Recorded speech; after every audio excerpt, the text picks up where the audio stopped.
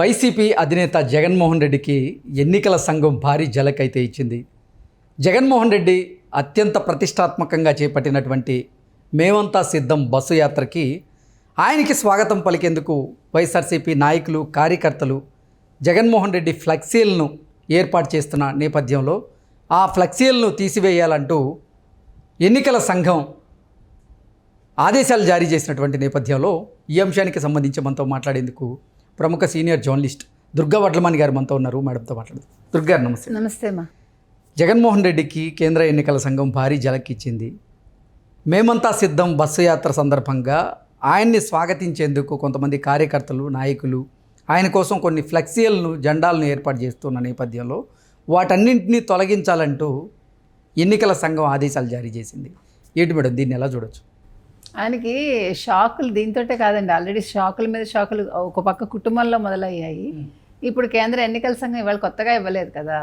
మనకి మన వాలంటీర్స్ విషయంలో ఇచ్చిన దానికి వాళ్ళు 20 రోజుల నుంచి దాన్ని చంద్రబాబు నాయుడు గారి మీద ఎట్లా వేయాలి అనే దాని మీద వాళ్ళు ఉన్నారు.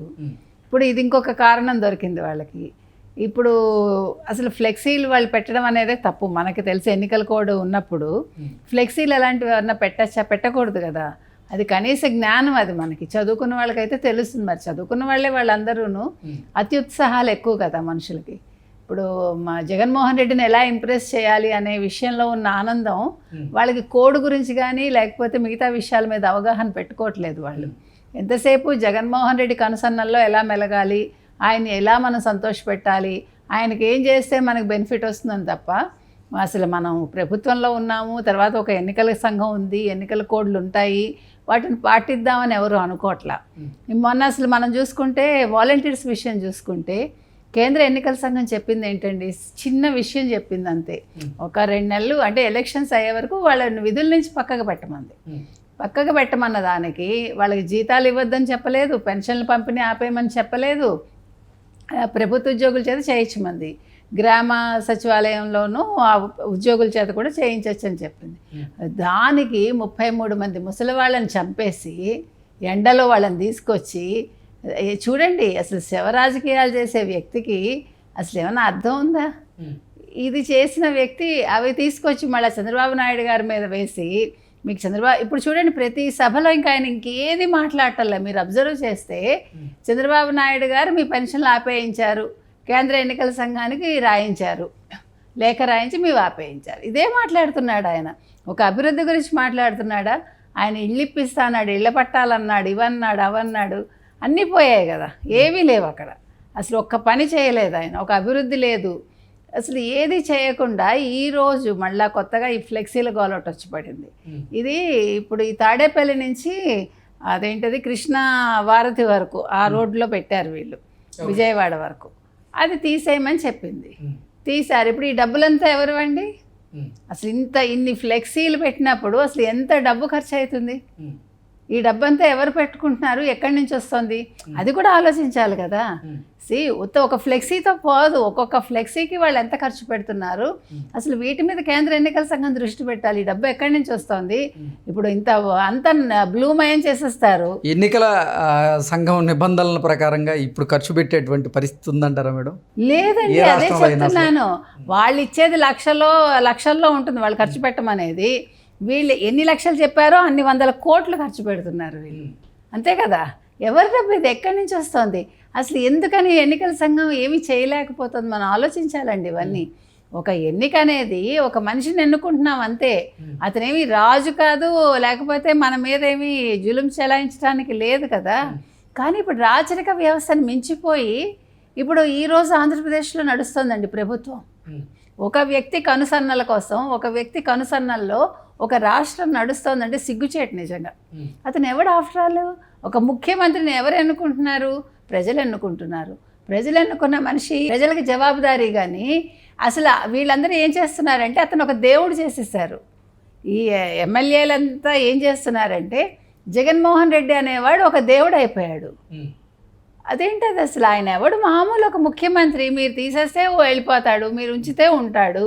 ప్రజలు కన్నెర చేస్తే ఆయన ఎక్కడ ఉంటాడు ఇప్పుడు రానున్న ఎన్నికల్లో? అంతే కదా. మరి ఒక పార్టీకి సంబంధించినటువంటి అధినేత ఏజ్కి, ఆ పార్టీలో పనిచేస్తున్నటువంటి ఎమ్మెల్యేల ఏజ్కి కూడా అంటే సంబంధం లేకుండా ఈ వారి గురించి ఏదన్నా మాట మాట్లాడితే చాలు ఏజ్తో సంబంధం లేకుండా వెళ్ళిపోయి కాళ్ళ మేము పడిపోయి నమస్కరించడం, ఈ సంస్కృతి సాంప్రదాయాలు ఏంటో మేడం మన దక్షిణ భారతదేశంలో ప్రధానంగా ఇవి ఎక్కువగా ఉన్నాయి. మరీ ఎక్కువైపోయిందండి. అసలు వ్యక్తి పూజ అనేది తప్పు కదా, వ్యక్తి పూజ చేయకూడదు. కానీ ఇప్పుడు వ్యక్తి పూజకే మనం ఎక్కువ ఇంపార్టెన్స్ ఇస్తున్నాం. అంటే మీరు చెప్పినట్టుగా ఒక వయసు మర్చిపోయి, మన హోదా మర్చిపోయి, ఒక డిగ్నిటీ లేకుండా ఒక మనిషి అంటే ఒక నీకంటే చిన్నవాడి కాళ్ళ మీద పడుతున్నావంటే అంటే ఆశీర్వాదం తీసుకోవడం మన సనాతన ధర్మంలో భాగం, అది కాదను. కానీ మనకంటే పెద్దవారి దగ్గర మనం ఆశీర్వాదం తీసుకోవచ్చు.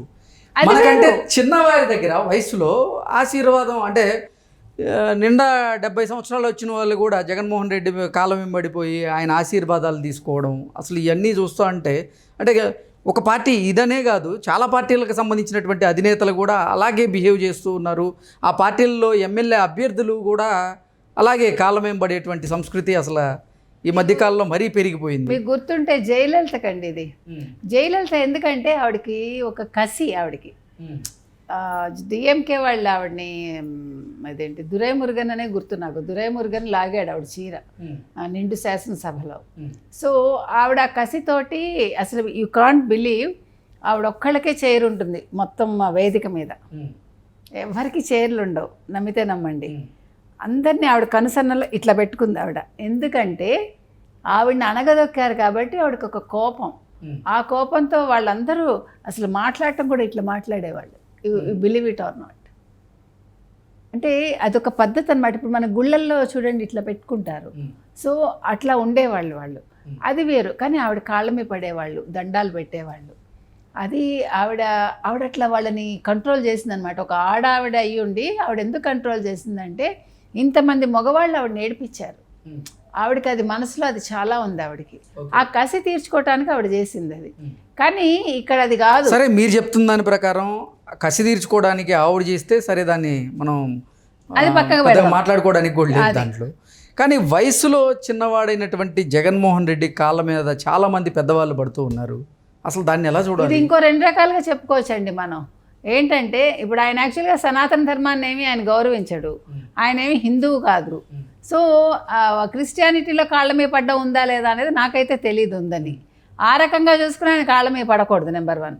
నెంబర్ 2, వయసు ప్రకారం కూడా పడకూడదు. నెంబర్ 3, అసలు నీ ఉద్యోగ ధర్మం, అదే నీ బాధ్యత అంతే. నువ్వు ఒక ఎమ్మెల్యేవి, నిన్ను ప్రజలు ఎన్నుకున్నారు, నువ్వు పోయి ఒక ముఖ్యమంత్రి కాళ్ళ మీద పడాల్సిన పని లేదు. ఏ రకంగా చూసుకున్నా వీళ్ళకి ఉండాలి ఆ సిగ్గు, పడేవాడికి ఉండాలి ఆ సిగ్గు ఫస్ట్. వీళ్ళు పడినా ఆయన ఏం చెప్పాలి, నా కాళ్ళ మీద పడకండి. ఒక పార్టీ అధినేతను ప్రసన్నం చేసుకునేందుకు వయసుతో సంబంధం లేకుండా కాళ్ళ మీద పడేదాకా రాజకీయాలు వెళ్ళిపోతున్నాయి అంటే అసలు మన తెలుగు రాష్ట్రాల్లో ఏం జరుగుతుంది రాజకీయాల పేరుతో? అది దుస్థితి అలా ఉందండి. అసలు రాజకీయ పరిస్థితి చూస్తుంటే ఏం చెప్పాలో కూడా అర్థం కావట్లేదు. ఇటువంటి స్టేజ్కి రాజకీయాలు వెళ్ళిపోయాయి. అసలు ఇవన్నీ కాదండి, ఒక వ్యక్తిని అసలు ఏ రకంగా దీన్ని చూడాలో కూడా నాకైతే అర్థం కావట్లా.